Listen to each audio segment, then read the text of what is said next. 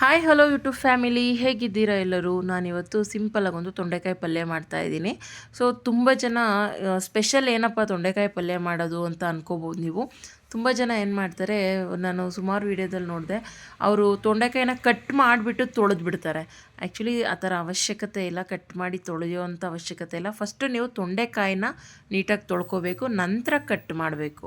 Cut ಮಾಡಿ ತೊಳೆಯೋ ಅವಶ್ಯಕತೆ ಇಲ್ಲ. ನೋಡಿ ನಾನಿಲ್ಲಿ ಕಟ್ ಮಾಡ್ಕೊಂಡು ಇಟ್ಕೊಂಡಿದ್ದೀನಿ. ಈಗ ಇದಕ್ಕೆ ಸ್ವಲ್ಪ ಉಪ್ಪು, ಅರಿಶಿನ ಪುಡಿ, ಸ್ವಲ್ಪ ನೀರು ಹಾಕಿ 2 ವಿಷಲ್ ಬರೆಸ್ಕೊತೀನಿ, ಬೇಯಿಸ್ಕೊತಾ ಇದ್ದೀನಿ. 2 ವಿಷಲ್ ಬಂದ ಮೇಲೆ ಇದು ಸ್ವಲ್ಪ ಮೆತ್ತಗಿರುತ್ತಲ್ವ, ತುಂಬ ಅಂದರೆ ತುಂಬ ಚೆನ್ನಾಗಿರುತ್ತೆ. ಹೆಲ್ತಿಗೆ ಕೂಡ ತುಂಬ ಒಳ್ಳೆಯದು. ಟ್ರೈ ಮಾಡಿ ಒನ್ಸು. ಒಗ್ಗರಣೆಗೆ ಇಲ್ಲಿ ನಾನು ತುಂಬ ಕಡಿಮೆ ಇಂಗ್ರೀಡಿಯೆಂಟ್ಸ್ ಯೂಸ್ ಮಾಡಿ ಪಲ್ಯನ ಮಾಡ್ತಾಯಿದ್ದೀನಿ.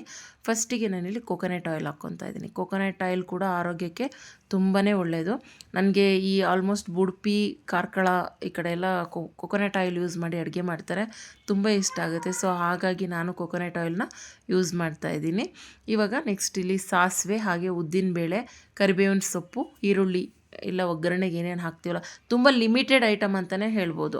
ಇಷ್ಟು ಹಾಕಿ ತುಂಬ ಜನ ಹುಣ್ಸೆಹಣ್ಣು ಬಿಡ್ತಾರೆ, ನಾನಿಲ್ಲಿ ಹುಣ್ಸೆಹಣ್ಣು ಹಾಕ್ತಾಯಿಲ್ಲ, ಟೊಮೆಟೊ ಹಾಕ್ತಾಯಿದ್ದೀನಿ.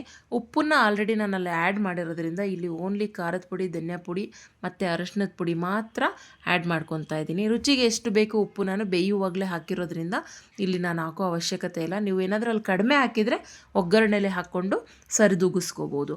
ನಂತರ ಬೆಂದಿರೋ ಅಂಥ ತೊಂಡೆಕಾಯಿನ ಇದಕ್ಕೆ ಆ್ಯಡ್ ಮಾಡಿ ಮಿಕ್ಸ್ ಮಾಡಿ, ಇದು ತುಂಬ ಜಾಸ್ತಿ ಕುದಿಯೋದು ಬೇಡ, 1-2 ಕುದಿ ಬಂದರೆ ಸಾಕು. ಲಾಸ್ಟಿಗೆ ನಾವೇನಂದರೆ ಕಡಲೆ ಬೀಜ, ಹುರ್ಕೊಂಡಿರೋವಂಥ ಕಡಲೆ ಬೀಜನ ಕುಟ್ಟಿ ಕೂಡ ಹಾಕ್ಬೋದು, ಪೌಡರ್ ಮಾಡಿ ಕೂಡ ಹಾಕ್ಬೋದು. ಇಲ್ಲ ನೀವು ಓಳು ಅಂದರೆ ದಪ್ಪ ದಪ್ಪವಾಗಿ ಇದೇ ಥರ ನಾನೀಗ ಹಾಕ್ತಾ ಇದ್ದೀನಲ್ಲ, ಈ ಥರ ಕೂಡ ನೀವು ಹಾಕ್ಕೋಬೋದು. ತುಂಬ ಅಂದರೆ ತುಂಬ ಟೇಸ್ಟಿಯಾಗಿರುತ್ತೆ.